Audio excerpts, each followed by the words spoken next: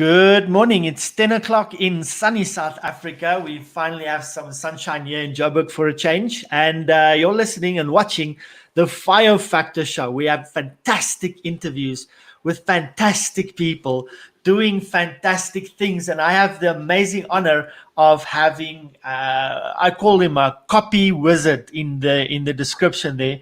And his name is Grant Wood, who's probably would call copy lead at at the Fire Group. How are you doing, Grant? Doing very well, thanks. Thank you for having me on. Really appreciate it. Great. That's awesome, Grant. It's an absolute honor to have you. We'll talk about our relationship a little bit better a little bit later and what we worked on before and going to work on in the future. Because I think my experience will give people context into what value you bring to the table. But let's get started by getting to know you a little bit better. Let's presume for a moment you are a superhero. We need to hear your backstory so that we can establish that connection with you for the rest of the interview. So tell us where you come from and what brought you into copywriting today. Well, basically, I came from not necessarily a copywriting background. I studied at the university. I studied English and English language and literature, and then I moved on to journalism, more traditional journalism. And then, so you would say I came from the outside, and I started learning on the job. I started in magazines, and in 2009, and then it kind of just naturally progressed as digital became more and more dominant over the print media. Okay, so tell me, you said you were, what did you specifically study, and then you went into journalism? Yeah, so I studied a BA. I did English language and literature. All right. And social anthropology at the University of Cape Town. And then I did a postgrad diploma in journalism through Varsity College. Okay, so those two are two different worlds. They require a lots of discipline, etc. So share with me your segue or your transition from journalism and literature to copywriting that you're doing today. Yeah, I think the main reason I did the two degrees is that I found at university, it's all very theoretical, especially BA. And I wasn't getting the practical experience that I knew I needed to make a career for myself. So my diploma in journalism was a lot more practical. You had to put in practical hours, you had to intern at certain companies. That's where I started in magazines. I started at Sports Illustrated. I was an intern there and got published in a few issues, which was sort of my first professional experience, first publication. And from there, as the digital media just took off, magazines started to find much harder to get advertising, and they eventually just had to fall away. Circulation figures just weren't working. I remember at Sports Illustrated, I was there when the Afrikaans version had to close down. Just because they weren't getting the advertising, because it was so much cheaper to advertise online. And I think from there, it was just me finding another way to use my skills. And it just naturally progressed into the digital world and ended up, because it was writing, ended up being what we now call copywriting or content development. Right. I'm very interested in that kind of transition. The magazines that we used to keep in our hands. I don't know if I still have some here in my office, but let me share with my surprise is, for instance, I used to write for a faith publication here in South Africa. I did a couple articles for them, and I was surprised that even still today, there's so much opportunity and dynamic platforms, like for instance WordPress, to have your magazine on and to have like a magazine theme where there's lots of articles on the front end, etc.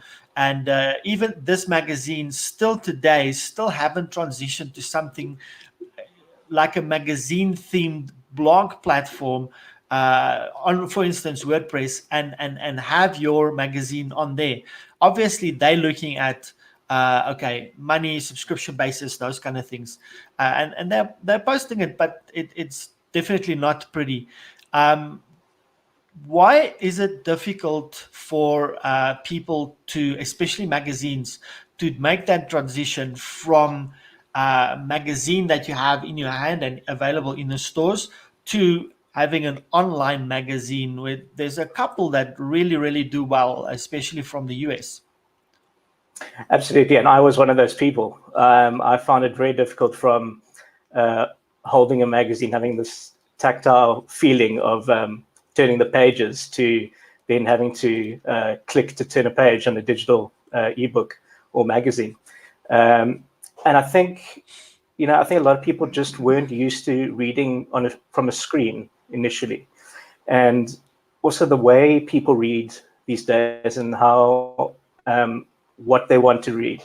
It needs to be written differently. People want to get the details from the content much more quickly. And I think just duplicating magazine articles onto the internet or digitally is not going to be as effective. Just because of the way that digital media has changed the way we read, and also our expectations of content and our behavior and our intent. Those are the main factors that I feel have changed why it's difficult for magazines to transition into the digital space. So do you think that the challenge is transitioning an audience or a subscriber that subscribed to the physical book and now trying to transition them over to a digital version, like a blog, like a magazine themed blog platform? Yeah, I think it is. I think people initially weren't feeling they got the same value for the money. It does come from, if you're from the generation that had magazines to begin with. You paid your 40 Rand and you got this physical material in your hand. And now then you get asked to subscribe just by clicking a button, and then a PDF downloads, and you say, okay, well that was my 50 Rand now. Right. It's not the same feeling. So do you, there's this where you downloading a PDF, that's where a magazine is. And then there's also a lot of dynamic online platforms. I'm thinking, for instance, like the Chive or, some of the hip hop magazines, etc. That's transitioned really well, where they're delivering their articles through WordPress on your actual screen. So you could do it on your phone, on your computer, wherever. And some of them have been able to do that successfully. I guess if you do that, your monetization structure changes quite significantly. And it's two different kinds of people. The magazine publisher, and then the blog publisher, or the blog platform publisher. Do you think those are just two different kinds of people or companies? And that transition is just very difficult to happen because they are, magazine publishing is very old school. Yeah, I think it's definitely the content and the audience itself. I think certain content genres like music, especially that's entertainment, and will always have its fan base, no matter what media it's in. I think will always do well. That's regardless of the platform it's on. And yeah, it's the different ways that you write it as well. Again, is definitely a major factor. So being in journalism, is journalism and copywriting where you do a lot of blog article writing, editing, those kind of things. Um, is that very different, or do you find it the same? Can you apply the principles that you've learned? Can you apply them to both formats? Yeah, I think when it comes down to it, there are certain formulas that form the foundation of how you write. You have to know the industry, you have to know the audience, you have to know what they want, what are they looking for to get out of the piece. Those are the main things you look at, whether you're writing a blog post or whether you're editing, or you have that in mind. What can I do here to get the point across that'll give the reader the benefit or solution that they're looking for as quickly as possible, as concise and clear as possible. Would you say that you have a passion for copy editing and copywriting? Is it something that makes you excited? You get up in the morning, you're just like, wow, I'm going to work on this article. I'm going to do that today. Tell us a little bit about what your worldview is like. No, it definitely has become that. I think it was, it's been a learning experience for me, throughout the years. I mean, I started in 2011, and I've been part of this whole change in the digital landscape, and I think every morning there's always something different. It's a dynamic industry, so you never know exactly what you're going to be getting every day. And I'm normally hit with a few last minute articles that they need to be done very quickly, so I've got to really wrap my head around that very quickly. But absolutely, yeah, it's always interesting to do research and then learn about new topics that you wouldn't necessarily have come across had you never been asked to write the article. And I just enjoy that because it expands my knowledge base. We're going to talk a little bit about your work and our engagement, what we do, and then what I kind of see you doing and the value that you give to the company. But I got to ask this question, right?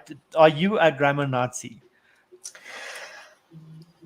I've become one. I think you have a tendency to look at something and say, no. and it's sometimes to my detriment, and my friends get so angry. But yeah, I used to see when I used to walk into the shop and they had CDs for sale and they wrote CD with apostrophe S. It used to make me angry, and I was like, that's not the convention for how you write. There should be no apostrophe there. So right. Unless it's a possessive, yeah. And so I think that's just naturally ingrained into you as you go on. So do you think though that's a problem that because making grammar mistakes for Afrikaners, we can expect that kind of, right?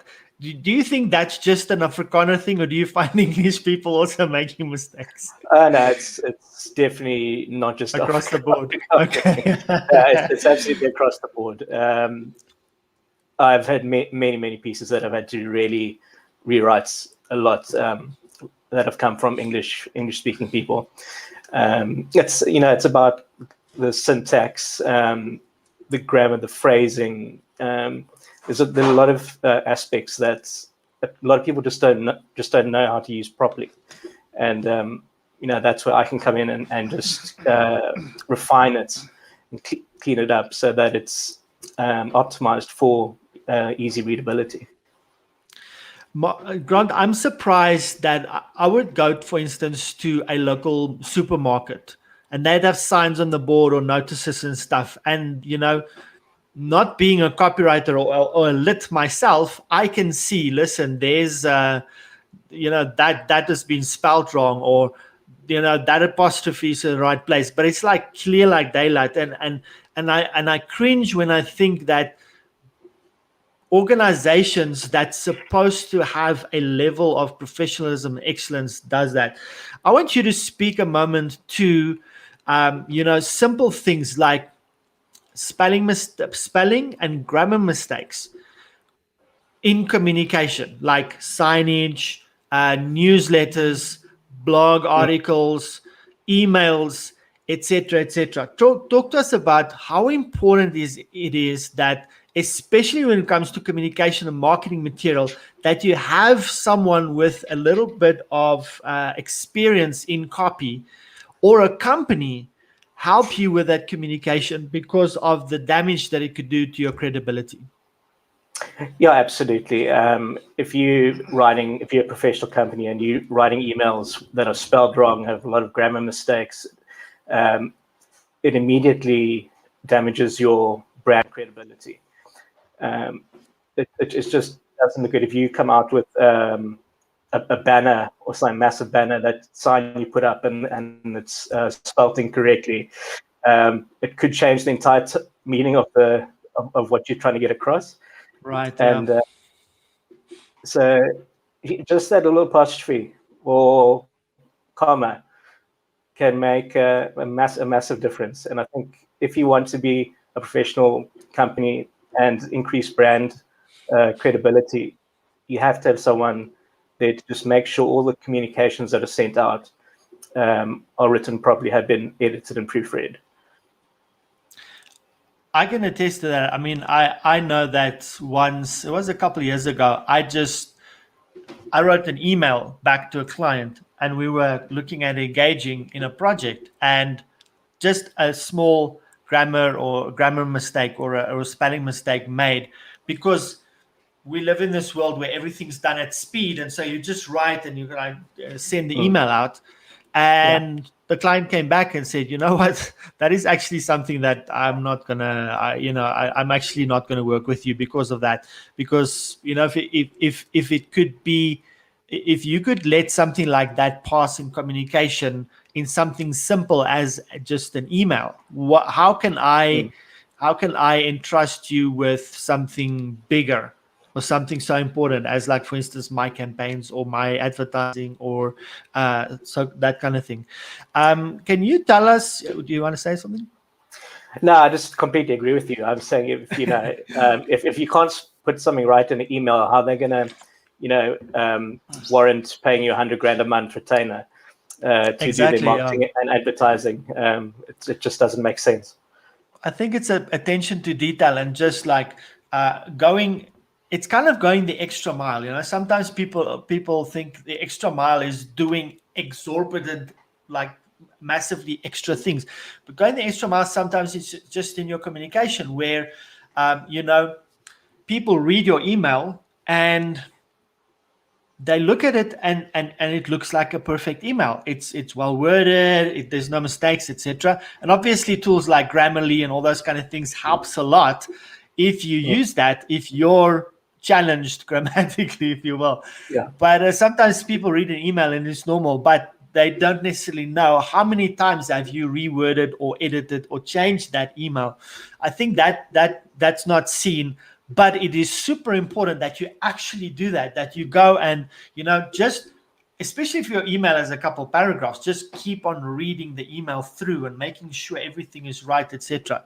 Because that can mean the difference between signing a big deal, like you said, and not getting it because of that. Grant, can you tell me a little bit about your journey? How, I don't know how long you've been with Fire, but how is that, joining Fire? Tell us a little bit about that story. Like, when did you join Fire? Why? And your experience. Okay, sure. So I've been there a year and a half now. I've been with Fire. I met Mark, who's our MD of marketing, my boss. I met him, worked with him Shout in out 2012. To Mark. Yeah, hi Mark. He was a colleague with me at an agency called Synergize in 2012. So I've known Mark going on, over 8 years, getting close to 9 years now. And I've always been doing some work with him over the years, sometimes on a freelance basis. But the funny thing is, we haven't actually seen each other since 2012. Wow. So we've been, and obviously, Mark lives in Portugal, for those who don't know. So I still haven't seen him since 2012. I've only seen him virtually. But yeah, I was working for another agency in 2019, and I literally was sitting at my desk doing the work, and I got a phone call from Mark saying, he's merging his company with this new company called Fio, and got this great charismatic CEO who has convinced him to bring his company on as the marketing arm for Fio.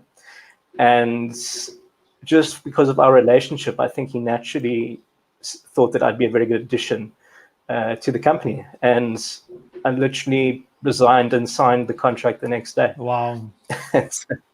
And because I knew it just felt better. Felt right. Yeah. It felt like the right move. Yeah, absolutely. That's awesome, man. So just a little bit of from my side in the story. I did a couple things with Grant so far. I think the main things was probably helping me with the proposal, working that out. And obviously, I think also a very important role that you played, Grant, in my current success and probably the successes going forward is working on something as simple as my website copy, like just making sure that everything is grammatically sound and things are phrased well and all those kind of things. And I think for me to have someone like you on a team that I'm exposed to on my team to help me with my brand and my business, I think is crucial. Grant also helped me with we did a very big and elaborate campaign with a big ministry organization, and we work. I mentioned the proposal that we set up before, so Grant helped with the verbiage on that. But then we also worked on an email campaign. So Grant, what he did is he wrote 3 different email campaigns for 3 different audiences, essentially, from subject to the copy of the actual email copy, etc. And then obviously all those kind of things. And I know, Grant, I don't know if Mark spoke to you, but I'm finishing a kind of an industry report today. And I believe that you're also going to give that a once over. So that is, the crucial part that Grant plays in my business. I don't think that, the environment that I'm in demands excellence from me. If I make like I literally, I'm in the media space, so I do videos. We sometimes do graphic communications, images, quote cards, those kind of things that communicate value over digital platforms. And Grant,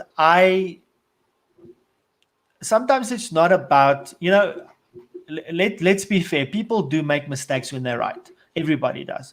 It's not the fact that you make mistakes. It's the fact that you should. What would you call it? Would you call it copy editing? Actually going through everything and making sure that there are no mistakes, because mistakes are going to happen.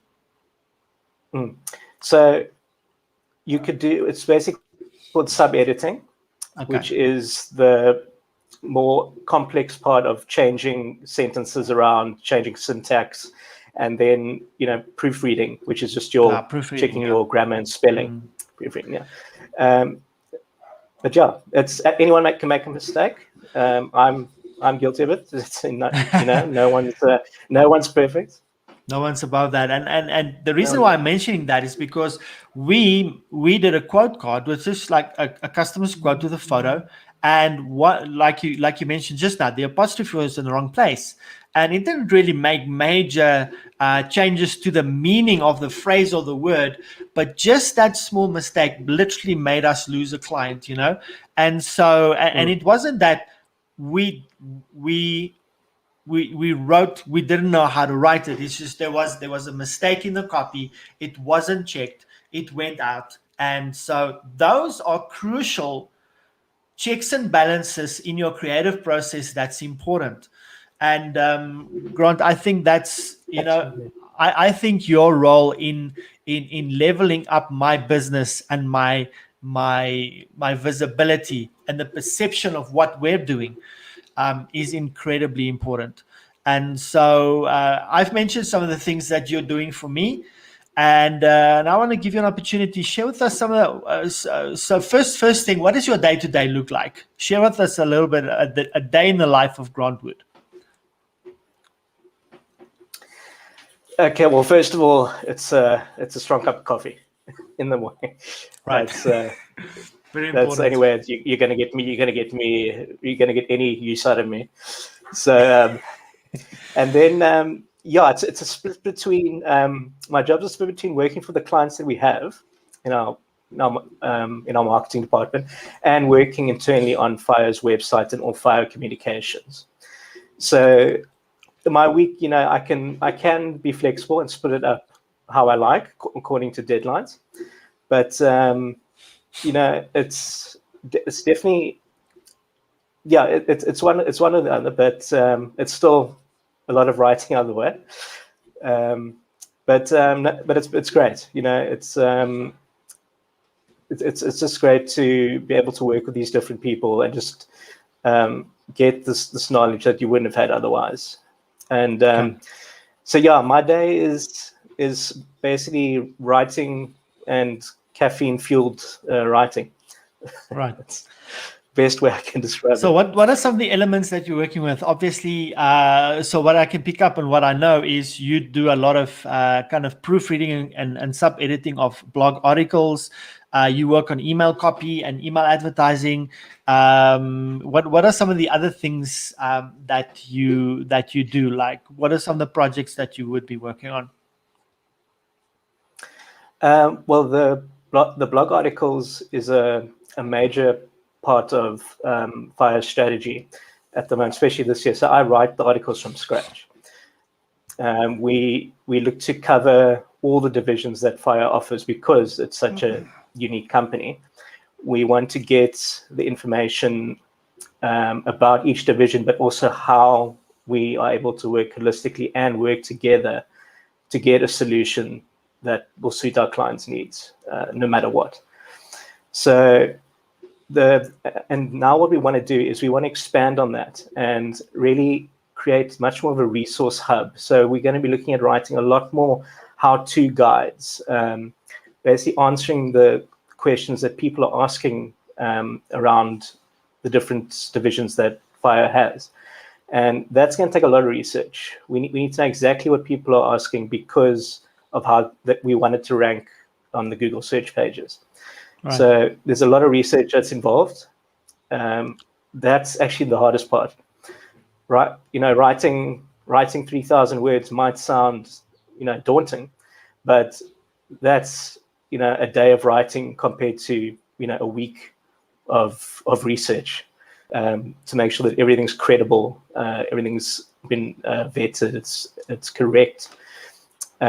That's my big job, and then the other jobs are whatever our clients come in and ask us to do for them.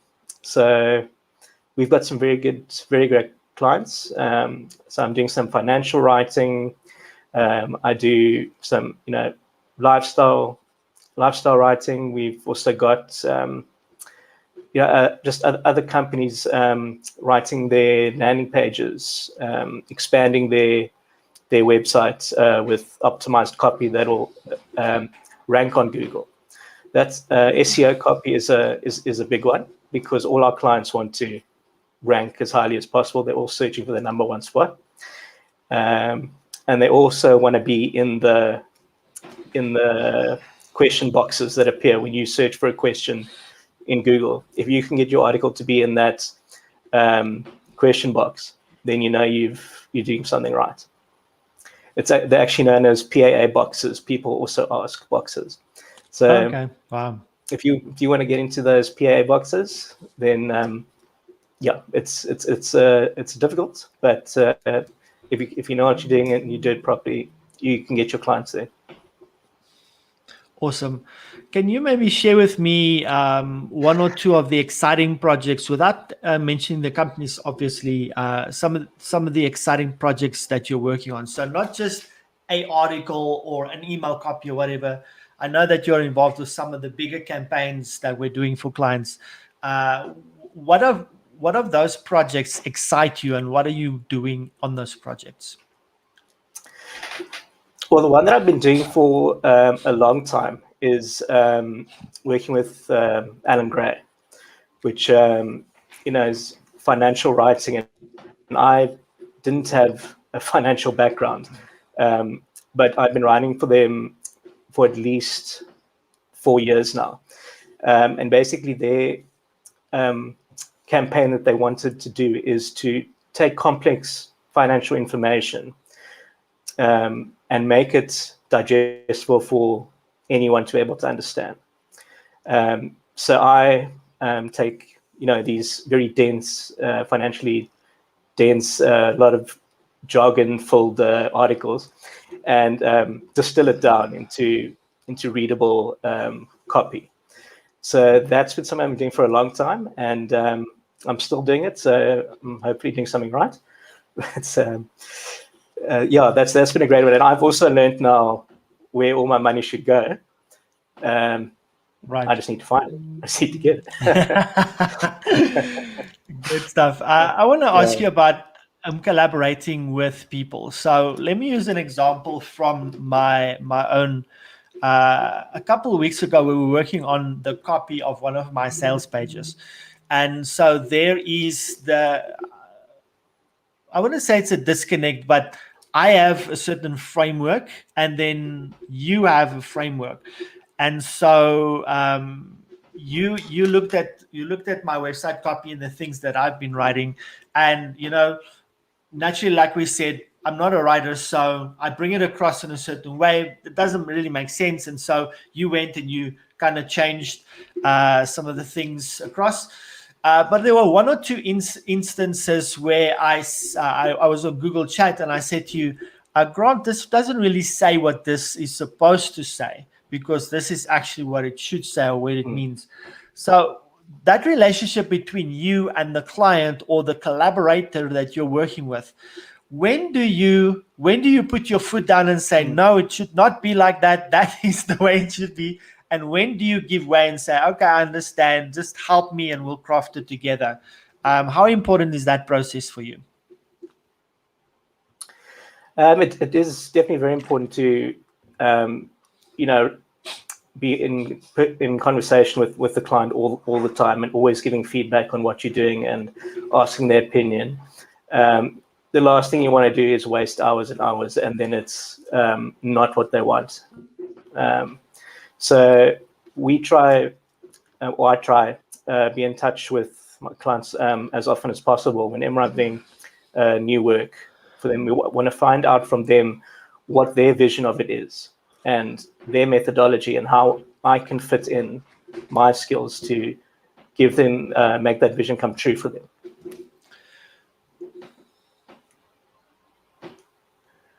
Okay, Grant, are you there?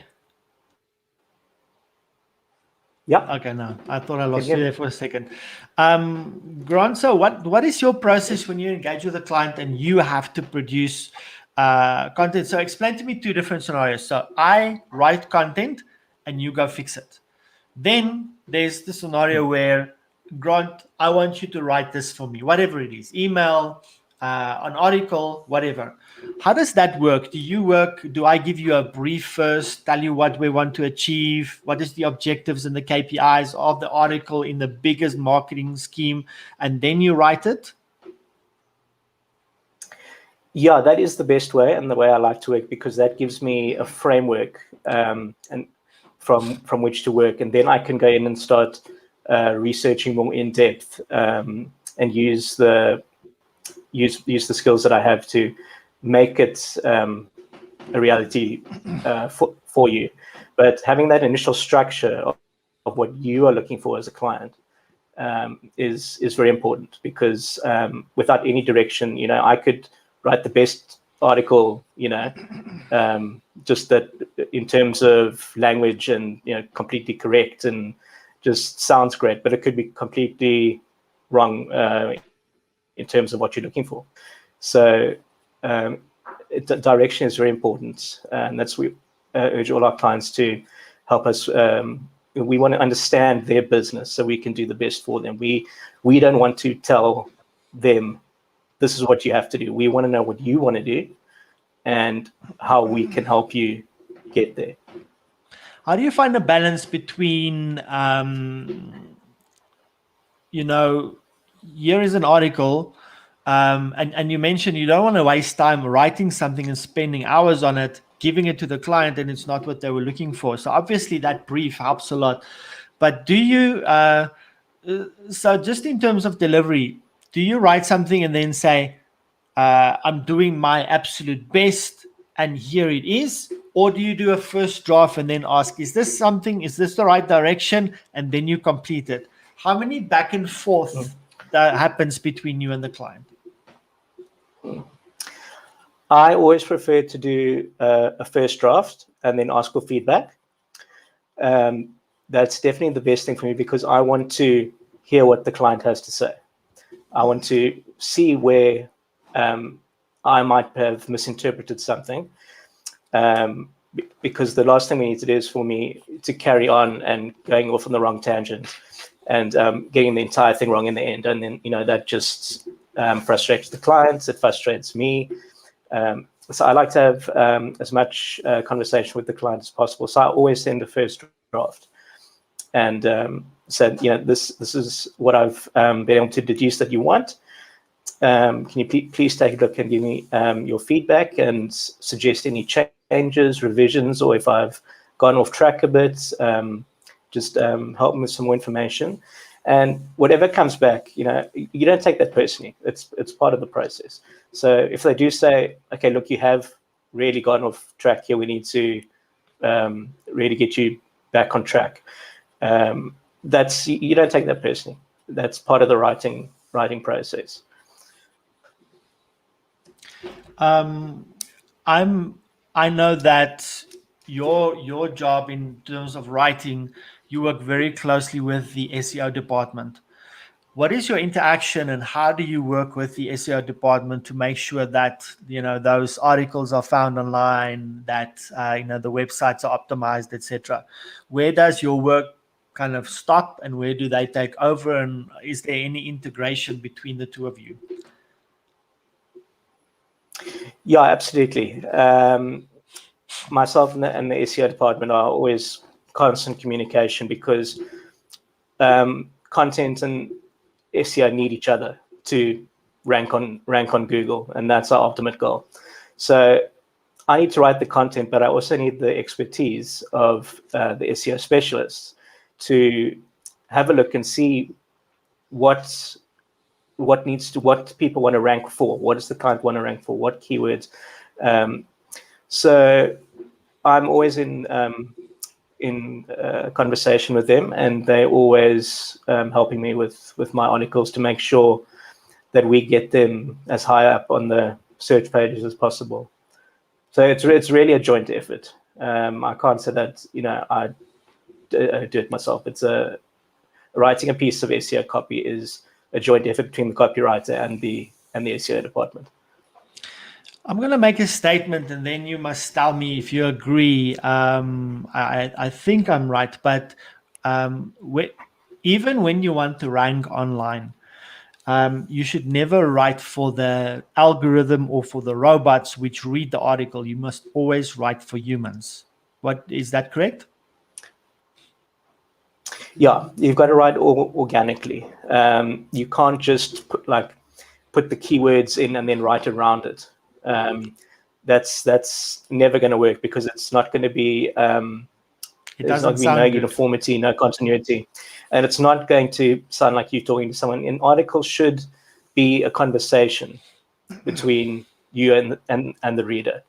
If you just put in keywords there and try write around it, it's called keyword stuffing. It's actually going to work to your detriment. Google will see that, and you will get penalized for keyword stuffing. So it's very important that it's an organic process. You know the keywords that you need to rank for, but you can bring them in organically into the conversation. Grant, in terms of article writing, there's two kind of styles that I probably identify. The one is factual article writing when you're bringing across facts. And then there's a conversational style, so storytelling, etc., which I know in magazines they have really adapted in the last 5 years or so. Is there any of those two that you would say this is actually the right way to do it, or is both of them okay to use when you're writing articles, either for magazines or for blog posts, etc.? Yeah, look, I think as long as you've got your foundations in place, you know the basic formulas of how to make people want to read the article and get the information out of it that they want. I don't think there's a massive difference, but writing something like editing a legal contract, for example, is obviously very, very different to writing a feature article. It's a completely different way of thinking. So those are two separate things that you got to take various different factors into account, because your audience is going to be very specific, meant for two different target audiences. So there are differences, but at the basis of it, there's a foundation that you should follow, that you can build upon, that you only learn through experience and writing. It's not something that can be taught very, very easily. Yeah. Not that I'm as talented and grammatically sound as you are, but when I write books or articles, I like writing them in storytelling and conversational mode, and really drawing from experiences. And I wouldn't say it's like a journal, but it's like I like bringing people behind the scenes and like what's really happening. What do you think? Do you think that's an effective way of not just writing articles, but also marketing your business? Yeah, absolutely. Personalization is and conversational writing is definitely the best way to go now, because I think people just see too much generic content that they could grab from anywhere. Bringing in anecdotes that only you know, stories that only you can bring in, that can't be written by anyone else. That's what makes the difference. Personalization is absolutely critical in today's digital marketing space.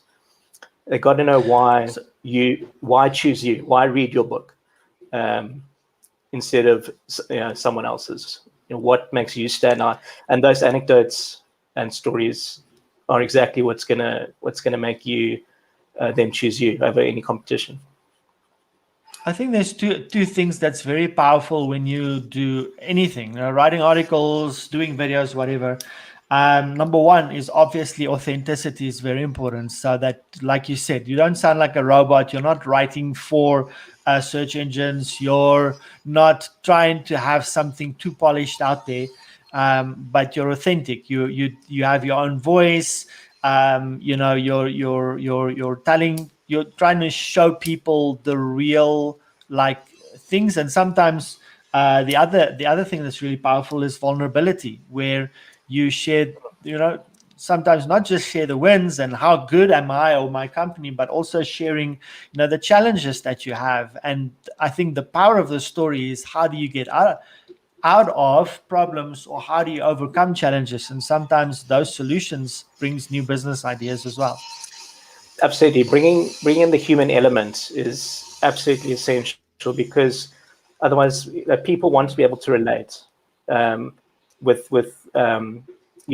your things that you've done, successes you've had, problems you've had, because they might have had them too, and they can see, Ivan's had this issue before. I'm not alone in this. It does happen, but I can fix it in this way, and I can be successful because of that problem. I can be successful in spite of it.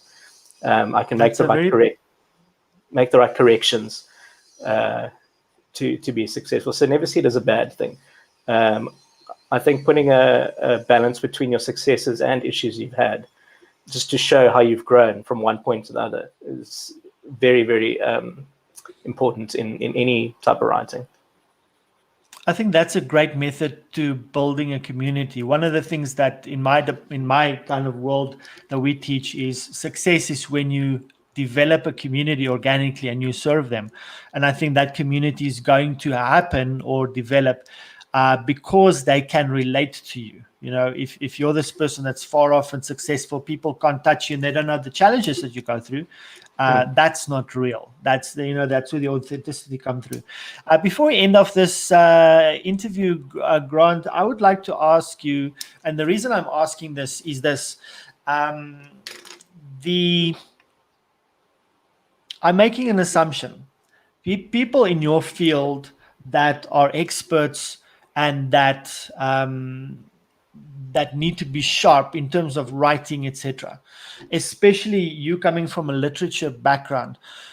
What I've heard is that it's important for people in this field to read a lot. So is that true? And what are you currently reading when you have some free time? Yeah. It definitely is, because you've got to keep your language sharp, and by reading different books, you learn new words and you learn new phrases that you can use. Just continually diversifying your skill set and your knowledge base. At the moment, I'm enjoying some biographies. I'm a big fan of autobiographies and biographies. I've just finished John Cleese's autobiography. I was a big fan of Monty Python and Fawlty Towers. So that's a very good book. And also the one that I read a while ago, which was great, was Steve Jobs' autobiography. Very fantastic read.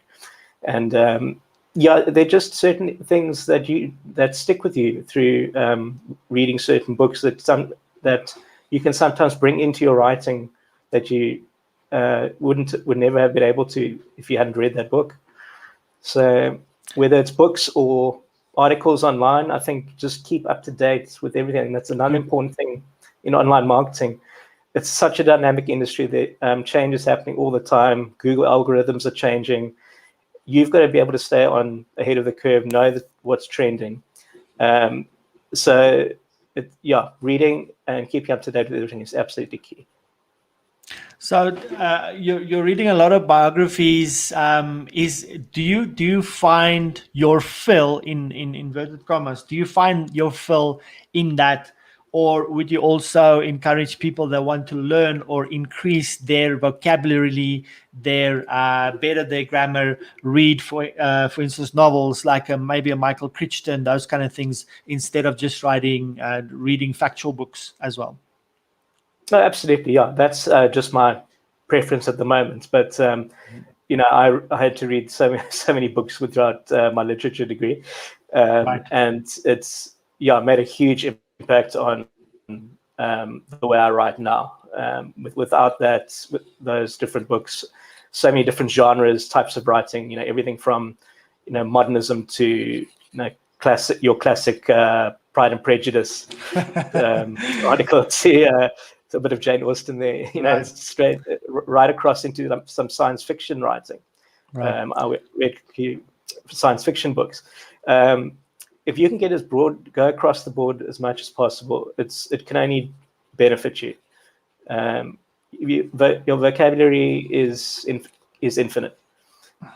So keep reading all different types of books, no matter what they might be. You might find them fascinating, and you'll definitely reap the rewards of putting some reading time in.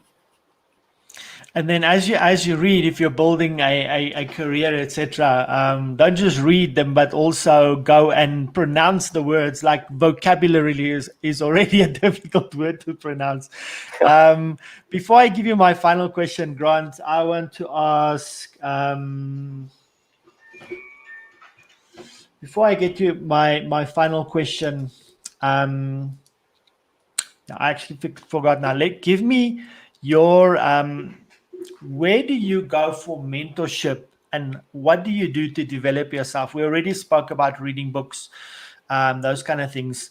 What do you do to develop yourself as a writer and in this art of copywriting?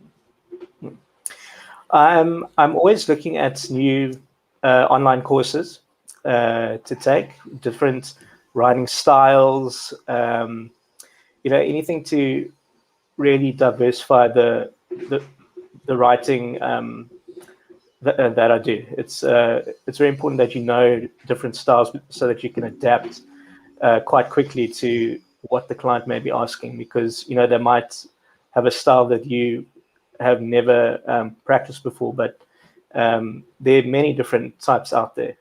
So I think always looking at online courses are fantastic, and also if you have friends or mentors in your life who are experts in that industry, then by all means, pick their brain. It's absolutely imperative to learn from those who've succeeded and done very well in their craft. So I think never stop asking questions. I think that's definitely something you need to just keep on doing. You can never know everything, so just keep on going. Just broaden your mind, broaden your knowledge base, and you'll have and with more experience, you'll get the tools to get the right words on the page. Right. I want to ask you a question. When I came up in, I had a blog that did pretty well in 2012 and so on. And in that world, we did a lot of reading other articles and blog. There was a blog which I probably say is one of the authorities on copywriting today. And I wanted to ask you if you know this blog and have you ever read it? It's called Copy Blogger. Do you know about it? Yes, Copy Blogger. I've read many articles from Copy Blogger. Yeah, well, it's probably my favorite resource, and I've been reading that blog for probably 12, 16 years. It's really amazing. It's great for even if you're a seasoned writer or someone just coming up. There's something for everyone there. I'm learning new things from Copy Blogger. Awesome. So it's a great website. So I encourage everyone to go read some articles on that site. So if you want to learn how to write copy better, Copy Blogger is a great place. And if you're like 99% of the rest of the world who doesn't want to write their own stuff, you can contact us at Fio and you can get Grant on your team, because he, like I said, I just try to give testimonials today. He's really phenomenal. He does great work, very gentle, respectable, that's been working with him. Grant, my final question is, share with us your most interesting word that most people don't know or use, and what does it mean? Sure, you're putting me on the spot here. Just off the top of your head, if you know about something like a word like befuddled or something weird like that. Yeah. There was one word I came across. It's lacuna, LACUNA. Right. No, not many people know what that means. It simply means a gap. It's wow. Just, but in a certain context. But right. Yeah, that's a word I came across a couple of years ago, and I've never forgotten. So like sticks with you. Yeah, absolutely. Cool. Yeah. Grant, it was an absolute honor spending time with you. Thank you so much. I think the Fio, especially the Fio community, got to know, number one, that you exist. I think a lot of times some of us are behind the scenes, and people don't really know what we do or that we exist in this big microcosm, if you will. But I just wanted to honor you and let people know that you're a crucial part of our team and the overall success, and obviously future successes, I believe, will be attributed to you, especially definitely in my business. So thank you for spending time with me today. I know you're very busy, and I can't imagine the amount of work that you do in the lits and articles, editing, and all those kind of things. It's just a great respect for that. And I'm looking forward to working with you some more in the future. Thank you very much, and I really appreciate being on the show. Great to, just explain what copywriting is about. And thank you. I really appreciate your compliments. I look forward to working with you.